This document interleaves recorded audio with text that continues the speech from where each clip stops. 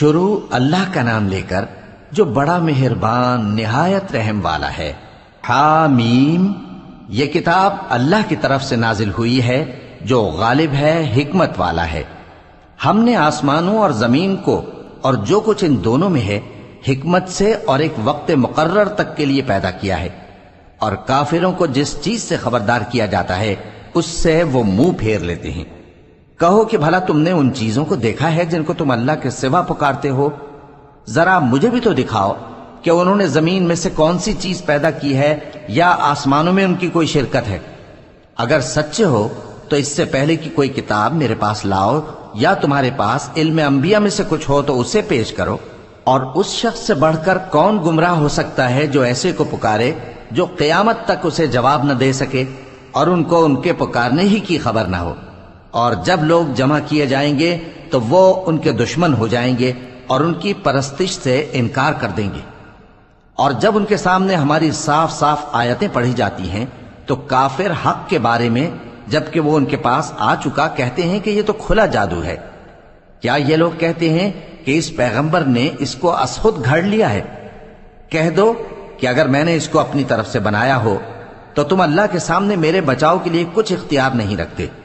وہ اس گفتگو کو خوب جانتا ہے جو تم اس کے بارے میں کرتے ہو، وہی میرے اور تمہارے درمیان گواہ کافی ہے، اور وہی تو ہے بڑا بخشنے والا مہربان۔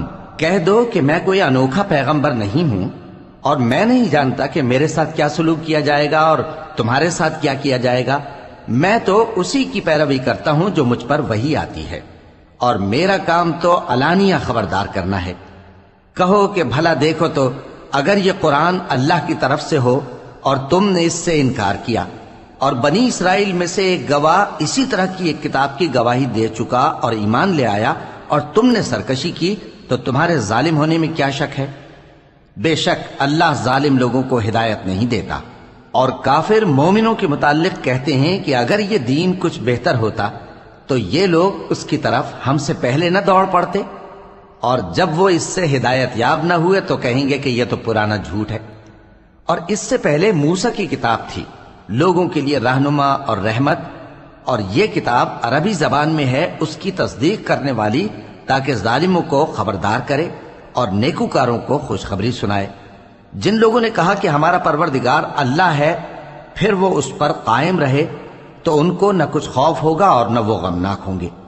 یہی اہل جنت ہیں کہ ہمیشہ اس میں رہیں گے، یہ اس کا بدلہ ہے جو وہ کیا کرتے تھے۔ اور ہم نے انسان کو اس کے والدین کے ساتھ بھلائی کرنے کا حکم دیا۔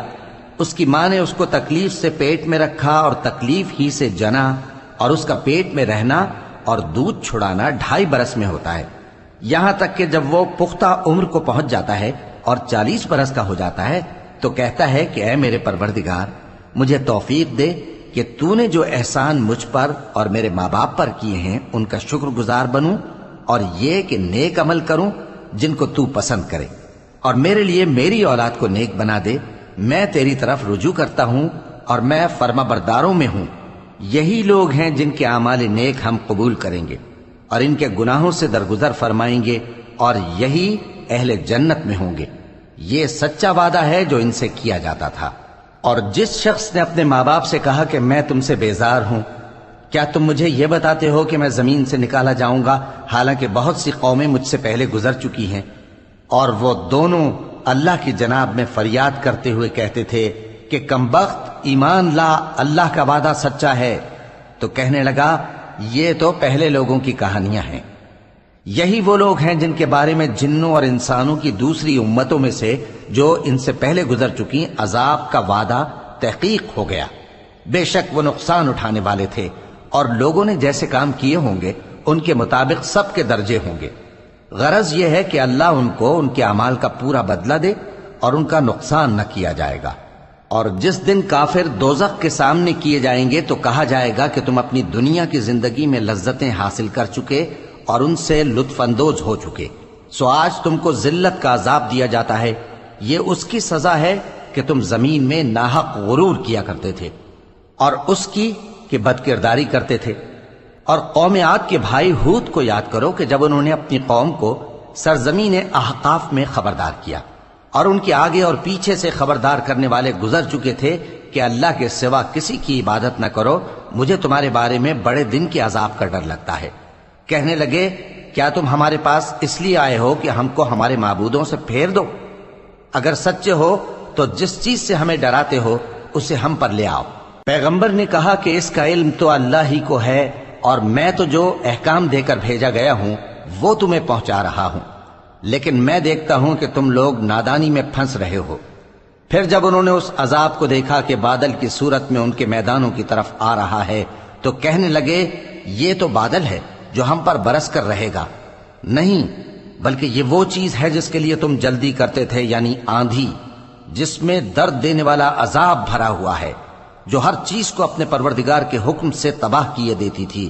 آخر وہ ایسے ہو گئے کہ ان کے گھروں کے سوا وہاں کچھ نظر نہیں آتا تھا۔ گناہگار لوگوں کو ہم اسی طرح سزا دیا کرتے ہیں، اور ہم نے ان کو ایسا اقتدار دیا تھا جو تم لوگوں کو نہیں دیا، اور انہیں کان اور آنکھیں اور دل دیے تھے، تو چونکہ وہ اللہ کی آیتوں سے انکار کرتے تھے اس لیے نہ تو ان کے کان ہی ان کے کچھ کام آ سکے اور نہ آنکھیں اور نہ دل، اور جس چیز کا وہ مذاق اڑایا کرتے تھے اسی نے ان کو آ گھیرا۔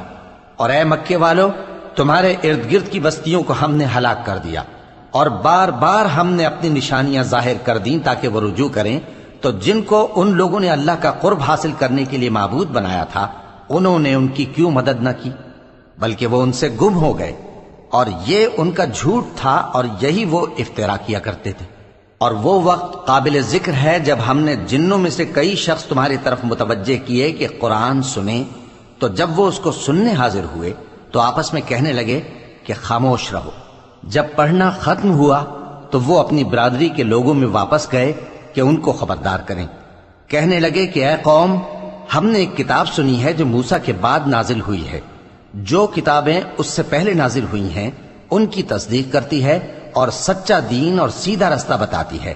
اے قوم، اللہ کی طرف بلانے والے کی بات کو قبول کرو اور اس پر ایمان لاؤ، اللہ تمہارے گناہ بخش دے گا اور تمہیں دکھ دینے والے عذاب سے پناہ میں رکھے گا۔ اور جو شخص اللہ کی طرف بلانے والے کی بات قبول نہ کرے گا تو وہ زمین میں اللہ کو عاجز نہیں کر سکے گا، اور نہ اس کے سوا اس کے حمایتی ہوں گے۔ یہ لوگ کھلی گمراہی میں ہیں۔ کیا انہوں نے نہیں سمجھا کہ جس اللہ نے آسمانوں اور زمین کو پیدا کیا اور وہ ان کے پیدا کرنے سے تھکا نہیں، وہ اس بات پر بھی قادر ہے کہ مردوں کو زندہ کر دے؟ ہاں، کیوں نہیں، وہ ہر چیز پر قادر ہے۔ اور جس روز انکار کرنے والے آگ کے سامنے کیے جائیں گے تو ان سے پوچھا جائے گا کیا یہ حق نہیں ہے؟ تو کہیں گے کیوں نہیں، ہمارے پروردگار کی قسم یہ حق ہے۔ اللہ فرمائے گا کہ تم جو دنیا میں کفر کیا کرتے تھے تو اب اس کی وجہ سے عذاب کے مزے چکھو۔ پس اے نبی، جس طرح اور عالی ہمت پیغمبر صبر کرتے رہے ہیں اسی طرح تم بھی صبر کرو، اور ان کے لیے عذاب جلدی نہ مانگو۔